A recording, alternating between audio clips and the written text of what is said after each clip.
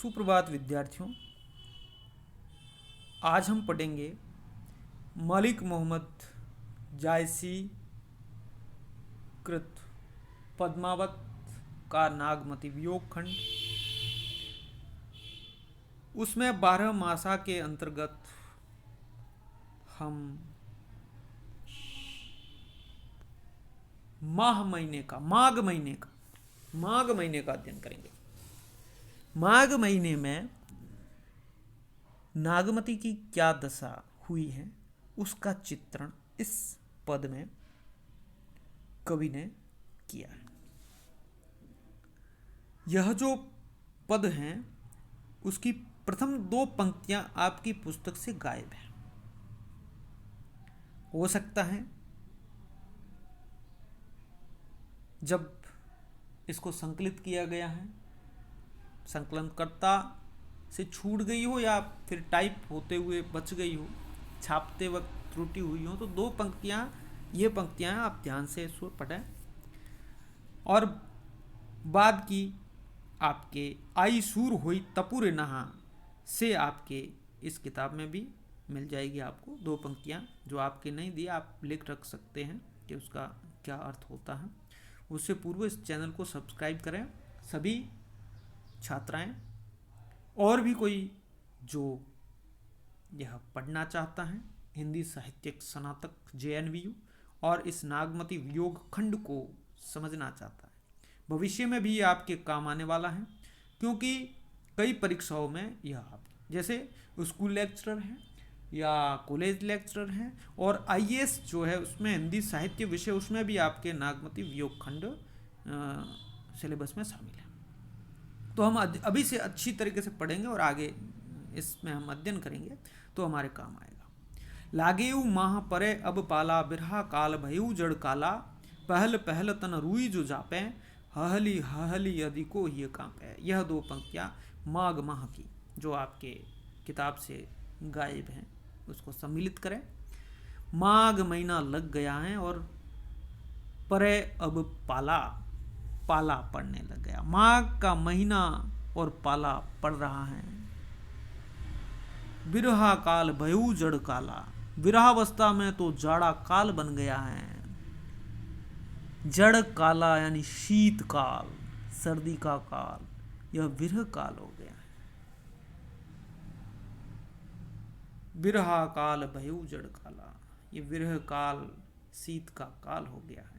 पहल पहल तन रुई जो झांपे, शरीर के प्रत्येक पहलू को रुई से ढकने का प्रयत्न करने पर हृदय और भी थरथर कांपने लगता है। हली हली अधिक को ये कांपे, हृदय और भी थरथर कांपने लगता है। अथवा जाड़ा इतना अधिक है, या हम कह सकते हैं कि जाड़ा इतना अधिक है कि जब शुरू में रुई के वस्त्रों से भी शरीर को ढकने का प्रयत्न करते हैं तो वस्त्रों के ठंडे होने के कारण शरीर और भी अधिक कांपने लगता है।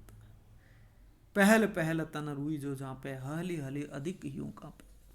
शरीर को पहल पहल रुई से हम ढकते हैं। हम तो क्या, ये नागमती अपनी वियोग दशा दिखा रही है। नागमती के वियोग का वर्णन जायसी कर रहे हैं और लिख रहे हैं कि वो जब जब भी पहल पहल रुई के वस्त्रों से ढकती है, प्रत्येक पहलू को ये कह सकते हैं ढकती है, प्रत्येक अंग को ढकती है, तो उसका हृदय हर हर कर अधिक और कांपता है, थर थर थर कर कांपता है। तब वो कहती कि आई सूर होई तपुरे नहा, हे पति देव, नहा नहा यानी हे स्वामी हे पति, आई आइए, सूर होई सूर्य होकर, तपुरे नहा मैं तपूं, मैं तप्त हो जाऊं, मुझमें गर्मी आ जाए, हे नाथ तू आजा और सूर्य होकर तप्त हो। तेही बिनु जाड़ न छूटे माहा, तेरे बिना, तेरे आने के बिना यह माघ मास में जाड़ा नहीं छूटेगा। तेही बिनु जाड़ न छूटे माह, इस महीने का जाड़ा, अरे प्रियतम तुम मेरे समीप सूर्य बनकर आ तपिए, अर्थात यदि आप मेरे समीप आ जाओगे तो मुझे सूर्य के समान सुखद प्रतीत होंगे। तुम्हारे अभाव में मेरा यह माघ महीने का शीत नहीं छूट सकता। इसी माह में और क्या होता है देखते हैं। तुम आओ ये माह महीने का जाड़ा भगाने के लिए। एही मास उपजय रस मूलू, तू सो भंवर मोर जोबन फूलू। इसी महीने में रस का मूल उत्पन्न होता है, तू उस रस का मूल है। भ्रमर है और मेरा यौवन फूल है। इसी माह में वनस्पतियों में रस का उद्रेक होता है, अर्थात उनमें रस पड़ना प्रारंभ होता है। किस महीने में? माघ महीने में। और माघ के बाद फाल्गुन आता है और बसंत ऋतु शुरू होती है। तुम ही वह भ्रमर हो जो मेरे यौवन रूपी रस का उपभोग कर सकते हो। तू जो भंवर मोर जोबन फूलू, मेरा यौवन फूल है और तुम वो भ्रमर हो, इस यौवन का उपभोग करने वाले। यही मास उपजय रसमूलू, यहाँ भी कहते हैं रस उत्पन्न होता है, श्रृंगार, यौवन फूला हुआ है या फूल है, और भंवरा तुम हो, इसका उपभोग करो।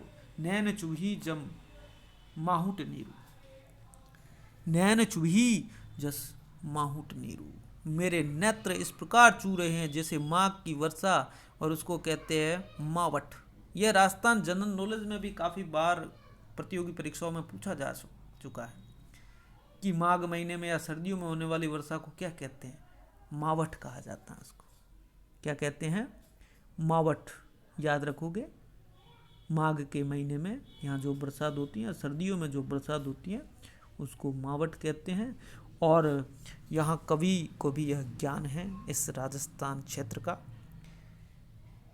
मेरे नेत्र इस प्रकार चू रहे हैं, नेत्र चूही जब माहुट नीरू, तेही जल अंग लाग सर चिरू। मेरे नेत्र इस प्रकार चू रहे हैं। माघ महीने की बरसात मावट की भांति वर्षा की झड़ी लगी है, अश्रुपात हो रहा है, आंसुओं से भूगे हुए ठंडे वस्त्र मुझको बाणों की तरह चुभते और रीसते हैं।